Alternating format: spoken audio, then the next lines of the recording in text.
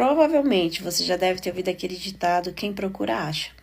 A Bíblia conta a história de um rei por nome Josias, e a sua história está escrita no livro de 2 Crônicas, capítulo 34 e 35.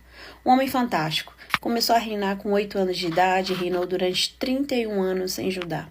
Um homem que dedicou todos os seus dias a servir a Deus, um homem que restaurou a adoração a Deus em todo Israel. Um homem que restaurou a festa da Páscoa, uma festa tão excelente que nenhum outro rei fez igual a não ser o profeta Samuel. Um homem que andou nos caminhos de Davi, seu pai, e que nunca se desviou nem para a direita e nem para a esquerda. O seu reinado era tão fantástico, tão agradável aos olhos de Deus, que Deus lhe prometeu que durante toda a sua vida ele não veria a guerra, que ele teria um reino de paz. Mesmo assim, no capítulo 35, Josias ele vai de encontro a um rei, o rei do Egito, por nome de Neco. Neco vai guerrear contra Carquemes, uma cidade perto do rio Eufrates, e Josias decide guerrear contra esse rei. Quando o rei Neco olha para Josias, ele lhe indaga: o que tenho eu com você, Josias? O que você está fazendo aqui? Essa guerra não é contra você e nem contra o seu reinado. Se eu fosse você, eu saía daqui. E outra coisa, vai logo, porque a mão de Deus está sobre mim. E tome cuidado para que ele não peleje contra você e te destrua. Josias aparentemente não deu a menor importância para essa advertência do rei Neco. Ele poderia ter pensado: como é que Deus vai guerrear contra mim? A mão de Deus sempre foi sobre mim. E ele, de forma impensada, continua ali e decide guerrear, mesmo assim, usando uma armadura de um soldado. Ele se disfarçou e entrou na guerra. A Bíblia diz que, pouco depois que começou a guerra, Josias ele foi atingido e morreu. Eu paro para observar a história desse rei e aprendo 3 coisas, 3 pontos importantes que eu trago para a minha vida e quero deixar para a sua também. A primeira coisa é que Deus não tem filho predileto.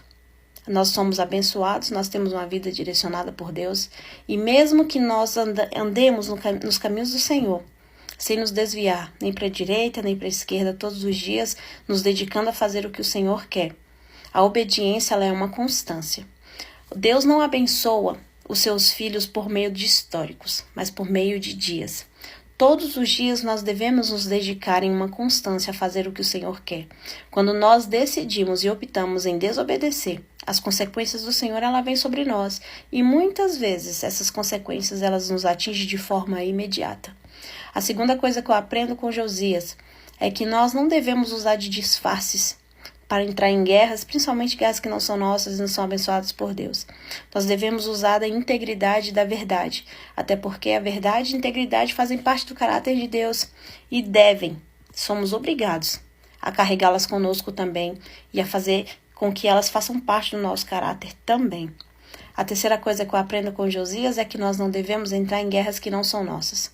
O rei Neco não o convidou, não chamou para participar. Ninguém havia convidado, ele estava no erro, estava no lugar errado, na hora errada. Morreu de forma impensada, abortou todo o seu futuro, abortou um reinado de sucesso. Josias poderia ter feito mais, poderia ter gerado mais, poderia ter feito grandes feitos para o Senhor ainda. Morreu muito jovem, com 38 anos de idade. E nós devemos ter cuidado para não usar disfarces, para não entrar em guerras que não são nossas, a pedir o direcionamento do Senhor.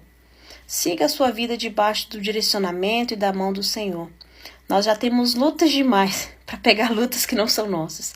Quando o Senhor está conosco, nós temos todo o seu direcionamento e temos paz. Quando o Senhor não está conosco, agimos de forma desobediente e as consequências dele poderá recair sobre nós.